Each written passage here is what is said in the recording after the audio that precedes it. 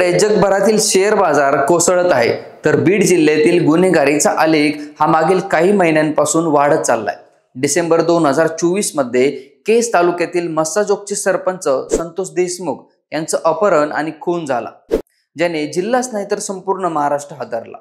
त्यानंतर बीड म्हणजे खून, अपहरण आणि मारामारी हे नवं समीकरणच महाराष्ट्रात उभं राहिलं। आता 4 दिवसाखाली 15 एप्रिल 2025 रोजी माजल गावात भाजपाचे तालुका सरचिटणीस बाबासाहेब आगे यांची भर दुपारी कोयत्याने सपासप वार करून निर्गुण हत्या झाली आणि आरोपी नारायण फुपाळ स्वतः पोलिसांना शरण गेला।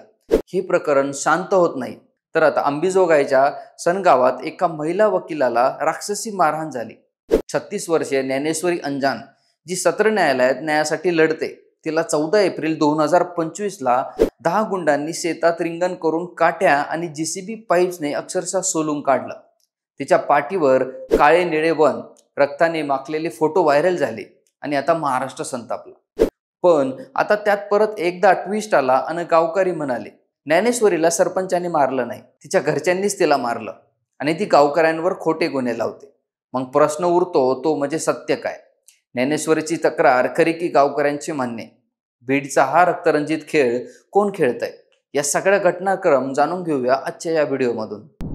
नमस्कार, मी ओमकार आणि तुम्ही बघताय महाराष्ट्र कट्टा।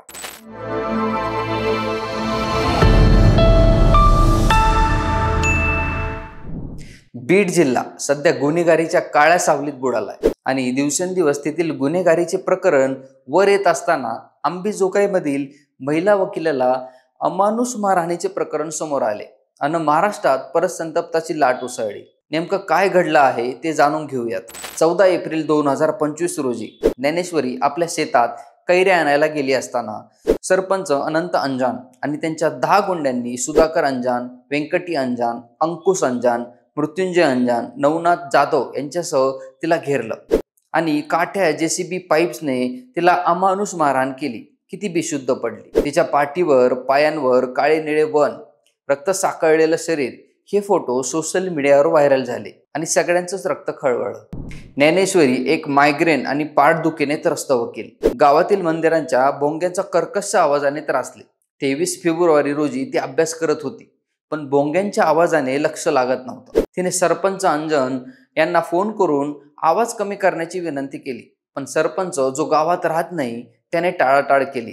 कर्मचाऱ्यांना सांगतो असं म्हणत 2 तास लोटले तरीही कारवाई नाही। ज्ञानेश्वरी कर्मचाऱ्यांच्या घरी गेली, पण त्याने बेताल उत्तर दिलं, मी नॉनव्हेज खाल्लं, मी मंदिरात जाऊ शकत नाही। तिने पुन्हा सरपंचांना फोन केला, तेव्हा त्यांनी थेट पोलिसात तक्रार करण्यास सांगितलं। तिथे आधी ग्रामविकास अधिकाऱ्याला फोन केला, पण त्यांनी उद्या बघतो असं म्हणत टाळलं। शेवटी मायग्रेन त्रस्त ज्ञानेश्वरीने पोलिसांना फोन केला आणि बोंगे बंद झाले, पण याने सरपंचाचा अहंकार दुखावला। दुसऱ्या दिवशी तो आपल्या माणसांसह तिच्या घरी पोहोचला। तिच्या आई वडिलांना धमकावलं, तुमच्या मुलीने पोलिसांत तक्रार केली, धार्मिक कार्यक्रम करायचे की नाही, आणि माफी मागायला लावली। ज्ञानेश्वरीच्या म्हणण्याप्रमाणे यापुढे सरपंचाने मुद्दामून एक क्रूर पाऊल उचललं।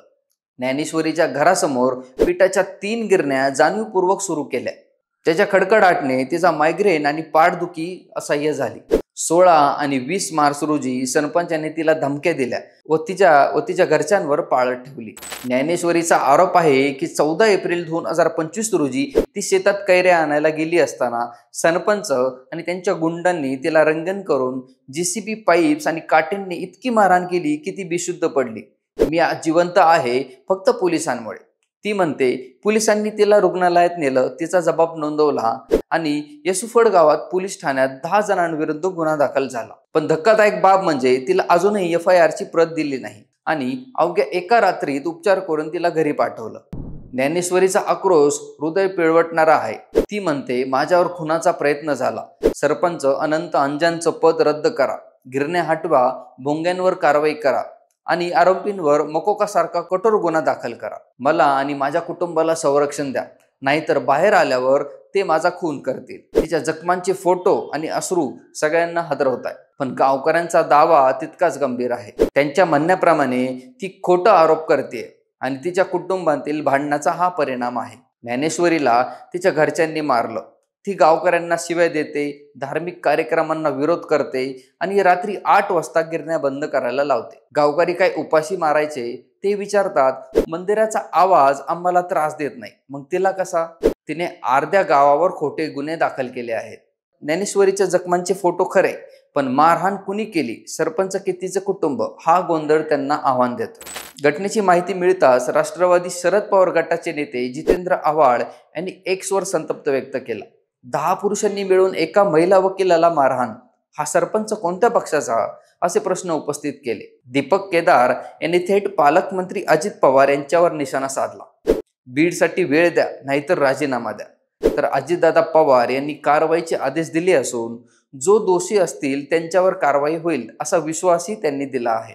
वकील ज्ञानेश्वरी अंजन म्हणते की मी फक्त ध्वनी प्रदूषणाविरोधात आवाज उठवला आणि मला मृत्यूच्या दारात नेऊन ठेवलं. तिच्या पाठीवरचे काळे निळे वन आणि रक्ताने माखळलेले फोटो सगळ्यांना हादरवणारे आहेत. पण गावकऱ्यांचा दावा उलट आहे. ती गावाला त्रास देते, धार्मिक कार्यक्रमांना विरोध करते आणि खोटे गुन्हे दाखल करून गावकऱ्यांना हैराण करते. तिने तिच्या आजोबांवरही मारहाणीचा खोटा गुन्हा दाखल केला होता, जो नंतर खोटा ठरला. सन गावात तणाव इतका वाढलाय की आता सत्य आणि खोटाचा गोंधळ उडालाय. पण बीडमधील हत्या, अपहरण, ज्ञानेश्वरीचा हल्ला हे सगळं काय दाखवतं? संतोष देशमुख यांच्या खुनानंतर मंत्री धनंजय मुंडेंना राजीनामा द्यावा लागला आणि आता बाबासाहेब आगे यांच्या हत्येनं जिल्हा पुन्हा हादरला. ज्ञानेश्वरीच्या प्रकरणाने तर महिला सुरक्षितेचा प्रश्न उभा केलाय. गावकऱ्यांच्या म्हणण्याप्रमाणे ती खोटी असेलही, पण तिच्या जखमांचे फोटो आणि आक्रोश खोटे वाटत नाहीत. सत्य काय? सरपंच आणि त्यांच्या गुंडांनी राक्षसी हल्ला केला की ज्ञानेश्वरीने खोटा ड्रामा रचला? आणि प्रशासन का गप्प आहे? बीडची कायदा सुव्यवस्था कोणाच्या हातात आहे? अजित पवार की देवेंद्र फडणवीस? की सत्यच हरवलंय? तुमचं मत काय तर कमेंट करून नक्की सांगा. धन्यवाद.